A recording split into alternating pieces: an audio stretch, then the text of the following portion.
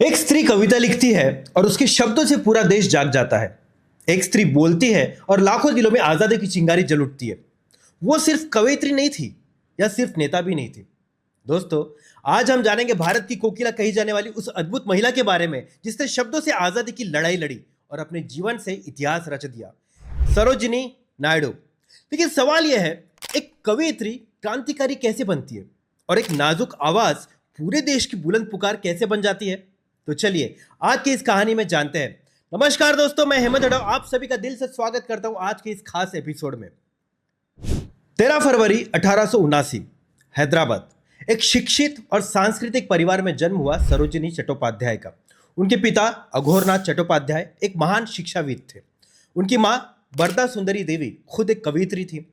किताबों, विचारों और शब्दों के माहौल में पली बड़ी सरोजिनी ने सिर्फ 12 साल की उम्र में मैट्रिक पास कर लिया। और ये लड़की साधारण नहीं थी, ये लड़की इतिहास बनाने के लिए पैदा हुई थी। उच्च शिक्षा के लिए वो इंग्लैंड गई, लंदन और कैम्ब्रिज में पढ़ाई की। लेकिन विदेश में रहकर भी उनकी कविताओं में भारत ही सांस लेता रहा। उनकी कविताओं में अक्सर दिखता है भारत का प्राकृतिक सौंदर्य, आम लोगों का दुख, स्त्री की भावनाएं और आजादी की तड़प। और इसी वजह से उन्हें मिला the Nightingale of India, Bharat की कोकिला। 1898 में उनका विवाह हुआ डॉक्टर गोविंदराजुलु नायडू से। उस समय अंतरजातीय विवाह करना एक तरह का विद्रोह था। लेकिन सरोजिनी ने समाज से सवाल पूछा, क्या प्रेम की भी कोई जाति होती है या कोई धर्म होता है? और यही उनकी असली पहचान थी, डर से ऊपर सच को रखने वाली महिला। महात्मा गांधी के विचारों ने उन्हें नई दिशा दी और फिर शुरू हुआ उनका सक्रिय संघर्ष। होम रूल आंदोलन, असहयोग आंदोलन, सविनय अवज्ञा आंदोलन, भारत छोड़ो आंदोलन, हर आंदोलन में वो आगे रही। जेल गई, अपमान सहा, लेकिन उनकी आवाज कभी नहीं रुकी। उनके भाषणों में कविता, क्रांति और करुणा का अद्भुत संगम होता था। 1925 में वो भारतीय राष्ट्रीय कांग्रेस की पहली भारतीय महिला अध्यक्ष बनी और आजादी के बाद उत्तर प्रदेश की पहली महिला राज्यपाल बनी।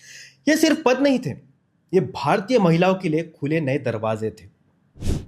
तो दोस्तों, सरोजिनी नायडू ने भारत को शब्दों की ताकत दी, महिला सशक्तिकरण की दिशा दी और आजादी को मानवीय चेहरा दिया। आज का समाज उनसे क्या सीख सकता है? सबसे पहला, अपने विचार खुलकर रखे। दूसरा, अन्याय के सामने चुप न रहे। तीसरा, शिक्षा, संवेदनशीलता और साहस को साथ रखे। और चौथा, महिला पुरुष समानता सिर्फ बोले नहीं, उसे जिए। आखिरकार 2 मार्च 1949 को सरोजिनी नायडू इस दुनिया से चली गई, लेकिन उनकी आवाज आज भी जिंदा है। उनकी कविताओं में, भारत की आजादी में और हर उस स्त्री के सपनों में जो उड़ना चाहती है। आज उनकी जयंती पर हम एक वादा करें, न किसी से डरेंगे, न सच छिपाएंगे और आजादी की कीमत कभी नहीं भूलेंगे। तो दोस्तों, आपको ये जानकारी कैसी लगी? अगर पसंद आई हो तो लाइक करें, शेयर करें और ऐसे ही और एपिसोड के लिए हमारे चैनल को सब्सक्राइब जरूर कीजिए। फिर मिलेंगे अगले भाग में, तब तक आप कुछ ना कुछ पढ़ते रहिए, क्योंकि पढ़ोगे तो बढ़ोगे।